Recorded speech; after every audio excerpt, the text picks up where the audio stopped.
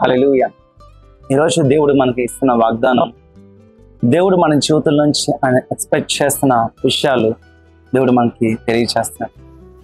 ఏంటదంటే, దేవుడు తన కార్యాలు ఈ లోకంలో జరగాలని, తన హృదయము ఎలా పరితపిస్తుందో మన హృదయం కూడా అలా పరితపించాలని ఆయన ఆశపడుతున్నారు. ఇక్కడ మనం దేవుడి వాక్యం నుంచి ఒక మాట మనం చూడొచ్చు. ఆ మాట ద్వారా నేను చాలాసార్లు బలపడుతుంటాను, చాలా పౌరుషంగా నేను విశ్వాసంలో ముందుకు వెళ్ళడానికి సహాయపడుతుంది. సంఖ్యాకాండము 25వ అధ్యాయము 11వ వచనం. వారి మధ్యన నేను ఓర్వలేని దానిని తాను ఓర్వలేకపోవటం వలన ఇశ్రాయేలీయుల మీద నుండి నా కోపము మళ్లించెను.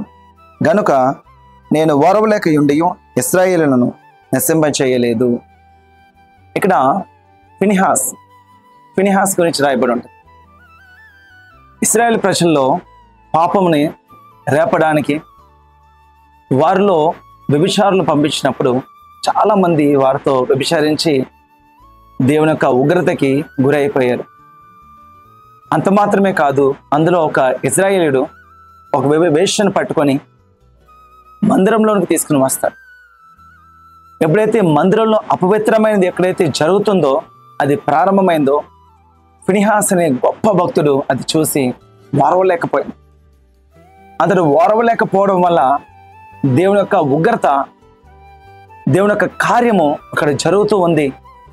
ఫినిహాస్ వెంటనే ఒక బల్లెము తీసుకొని ఆ ఇరువురు కూడా, ఆ ఇశ్రాయేలీయుడు ఆ వేశ్యకి, ఇద్దరికి కూడా వారి గుండెలో దూసుకుని పోయేటట్టుగా అది పొడిచివేశారు. అంటే దేవుడు ఒక స్థలాన్ని అపవిత్రపరుస్తున్నారు. ఇక్కడ ప్రభు మాట చెప్తున్నాడు, యెహోవా ఓర్వలేని దాన్ని ఫినిహాస్ ఓర్వలేకపోయాడు. అంటే యెహోవా ఎలా ఆలోచించున్నాడో ఫినిహాస్ అలాగే ఆలోచించాడు. యెహోవా దేన్ని ఓర్వలేక ఉన్నాడో ఫినిహాస్ కూడా దానిని ఓర్వలేక ఉన్నాడు. ఈరోజు అటు రీతిగా మనం ఉండగలుగుతున్నామా? జ్ఞాపకం చేసుకుందాం. ప్రభు యొక్క హృదయము, ప్రభు యొక్క మాట, ప్రభు యొక్క ఆలోచన మన ఆలోచన ఉంటుందా? ప్రభు యొక్క తలంపులన్నీ మన తలంపులే ఉంటున్నాయా?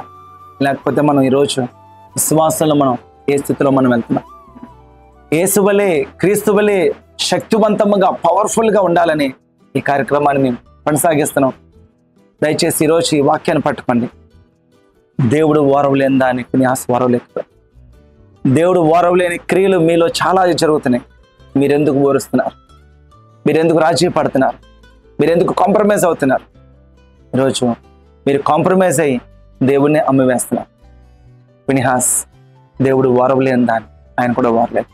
ఈరోజు మనం కూడా ఆ మాటను పట్టుకొని పౌరుషం తెచ్చుకుందామా? ఎస్, ఇది నా ప్రభుకి ఇష్టం లేదు, ఇది నా ప్రభుకి కష్టము, ఆయన బాధపడతాడు అన్న విషయాలు మనం పట్టుకొని మన విశ్వాసంలో కూడా వాటన్నిటిని తొలగించుకొని మనం ముందుకు వెళ్ళే ప్రయత్నం మనం చేద్దామా?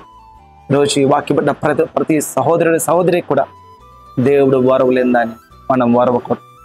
అటువంటి ఉన్నతమైన స్థితిలో మనం అందరూ ఉండాలని ప్రభు ఆశపడు. దేవుడు కొద్ది మాటలు దీవించునుగా. May God bless you.